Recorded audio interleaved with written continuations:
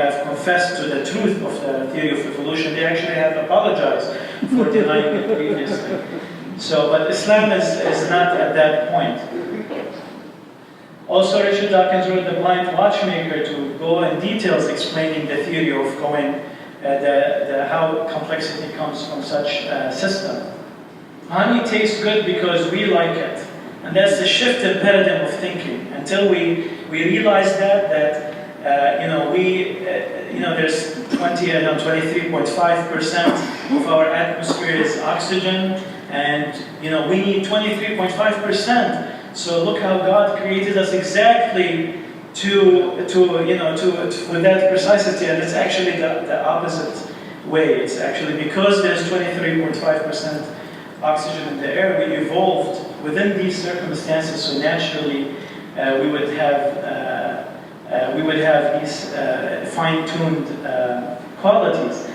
And something else that's a big discrepancy between the scientific community and the religious community is that the religious community looks at our species as a perfect species, as a perfect creation of God, while scientifically we're not that perfect, and we can go in a lot of details. Actually, I actually have a talk, although it's not but I enjoy it. I love it so much how we are, I'd like to say, bad species. We are not a very good species, and all the points of our bad design.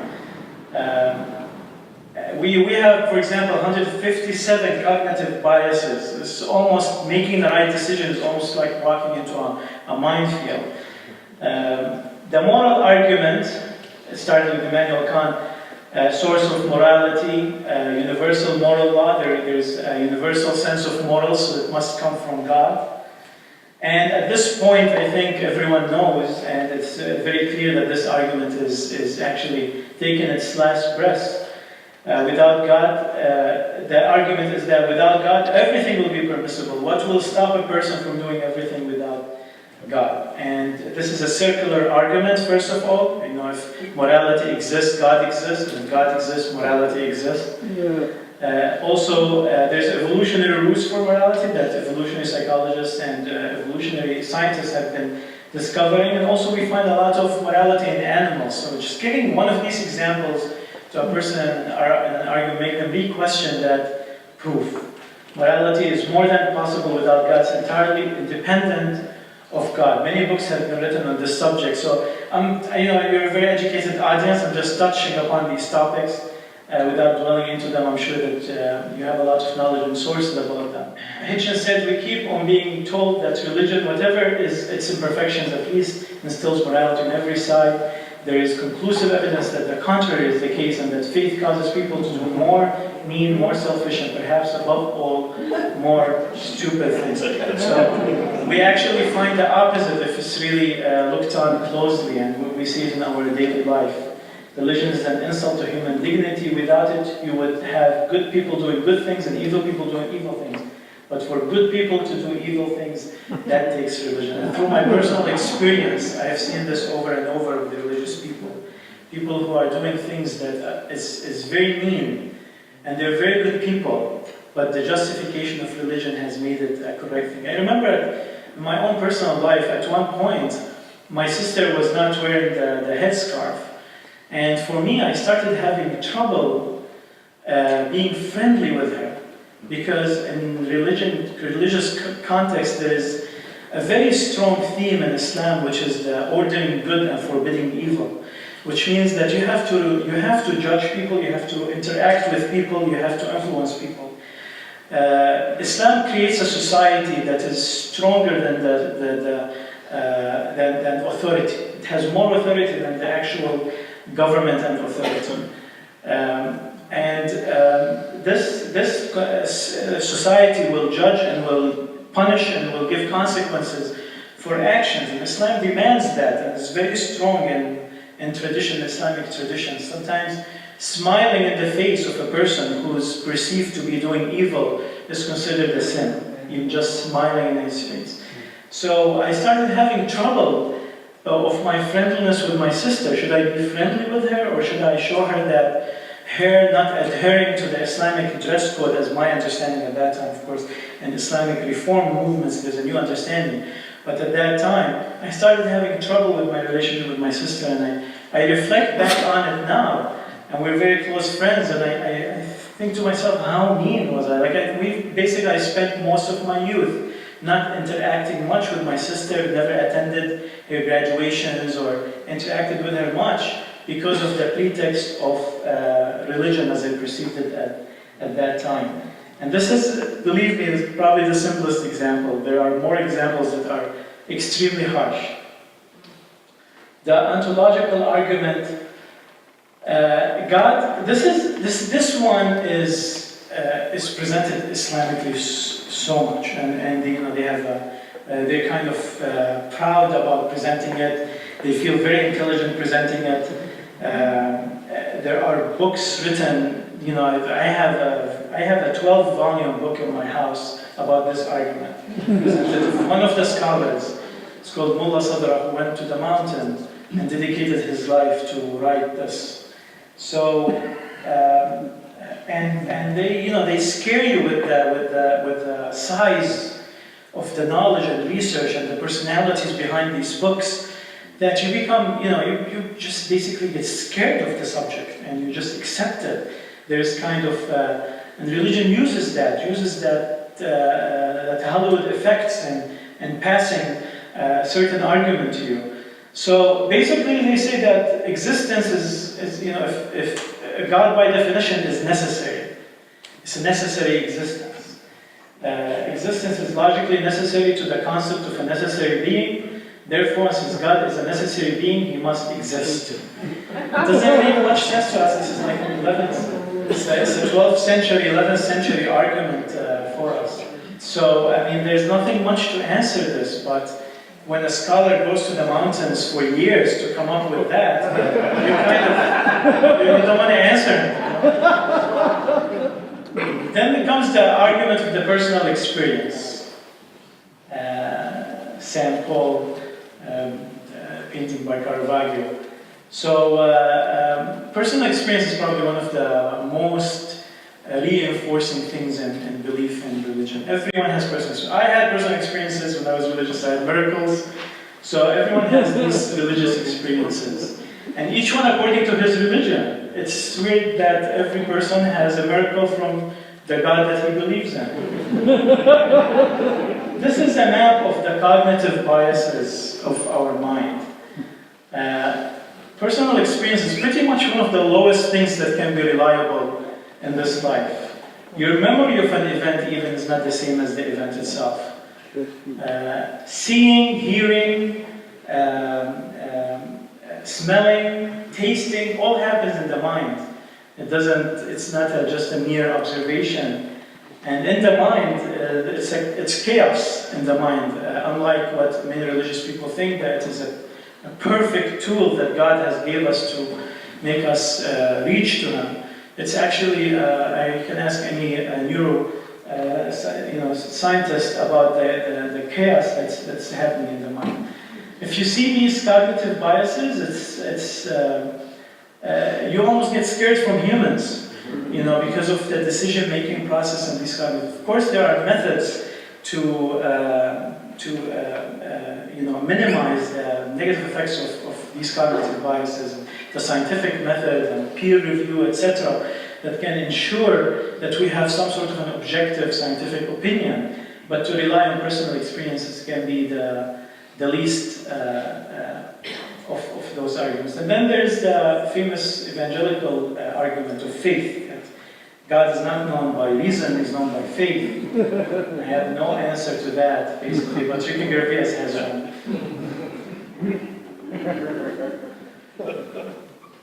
So, with that, I think we're done from the classical ones. Just a few minutes to hit on the...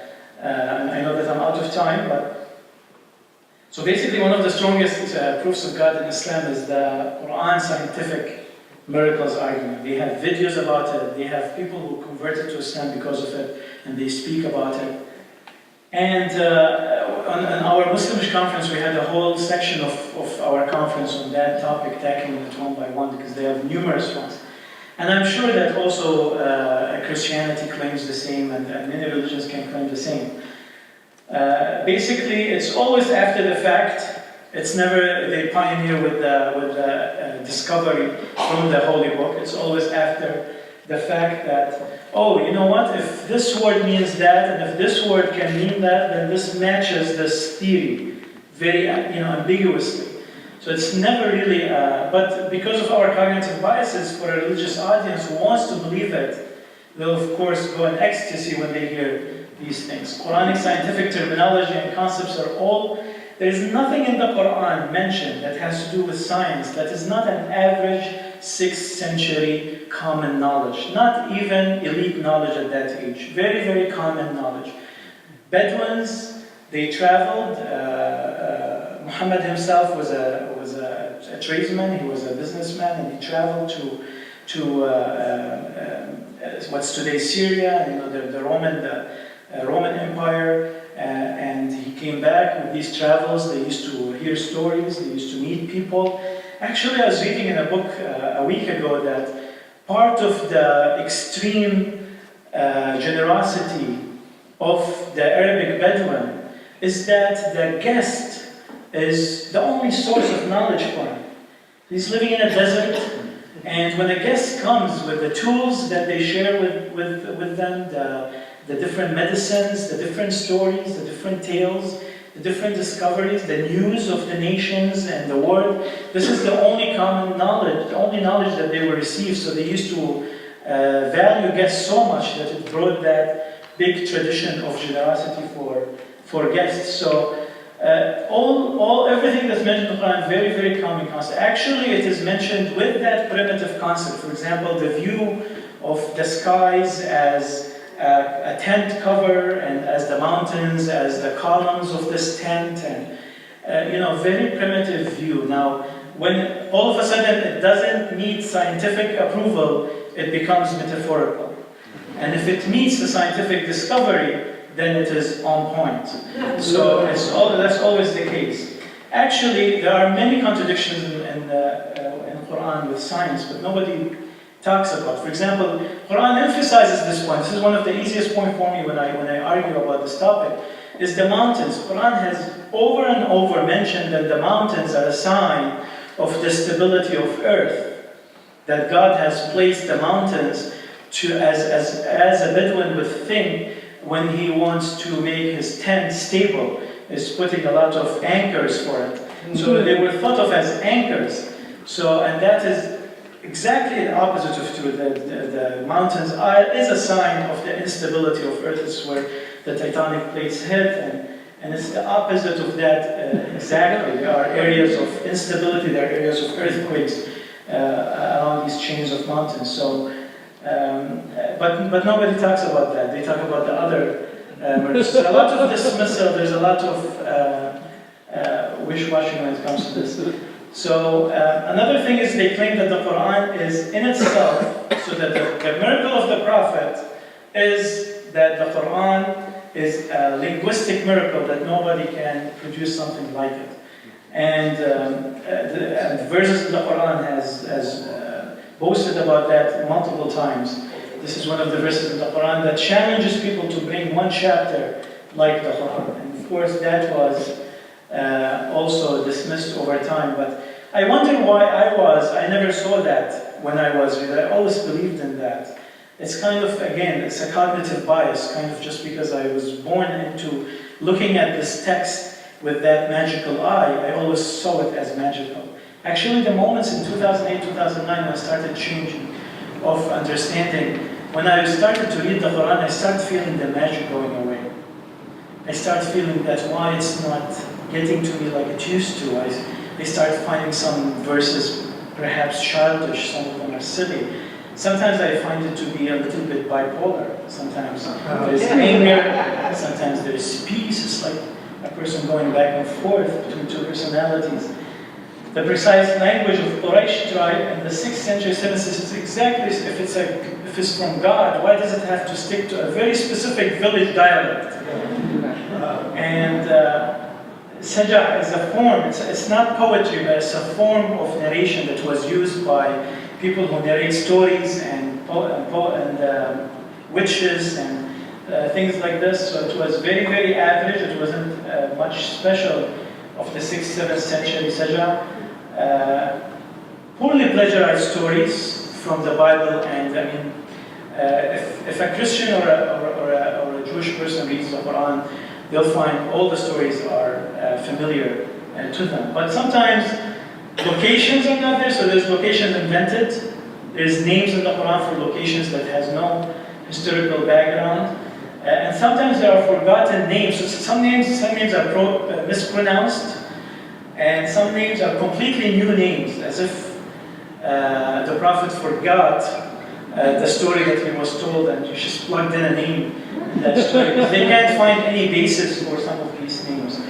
There are problems with grammar, rhythm, different readings, strange vocabulary. That is a whole talk by itself. But sometimes a word is changed just to meet the rhythm. A name of a person would change just to meet the rhythm. But of course, mystical Islamic scholars would come and tell you, no, there is a mystery in it. This is a key to so many things, and to become a mystical thing. And many times it's reactionary. It's kind of like, sometimes it overreacts and then it retracts, in a certain situation. And it's bipolar in many cases. That makes it almost contradictory in many cases. We can see it with, the reaction to Judaism and Christianity, Christians and Jews, where we've seen that part of Muslims when Islam started, and then when the Prophet Muhammad migrated to Medina and he clashed with Judaism, then the attitude changed toward Judaism. Almost contradictory verses, which unfortunately creates real-life problems for us today. So the Islamic extremists, they say, we're going to take the later ones. And they believe that the later verses cancel the first verses. And the problem with the Quran is the later verses are all violent, and the earlier verses are all peaceful. And reformists, they say, no, the violent verses are exceptions, and these are the rules. But the extremists, they say, no, we'll take the later ones that cancel the earlier ones, and they become violent in their attitude towards other people. So basically, these are the arguments that are there. I looked for other arguments. There aren't any other arguments. Can you still believe in God? So when I talk to a person, I'd like to leave a channel, because it's a very scary topic to remove the proof of the existence of God for many people. They're very comfortable with the concept of God. It's part of their life. Take their own journey in discovering this. And maybe a spiritual, I don't know what would it take, but like Osho, who's a mystical atheist himself, but he says God cannot be found outside of you because there is no God who can ever be outside of you. God's ultimate fragrance of your consciousness, whatever that means. But at least it's a poetic way, if you have that personal experience, to relate to the word God in a different way. That's something I believe. So I leave you with this, that letting go of God is the only rational thing to do. It's very scary for many because it's an old habit. The freedom of thought and higher consciousness can reveal the godliness in us by which we have seek that concept of God. Thank you very much.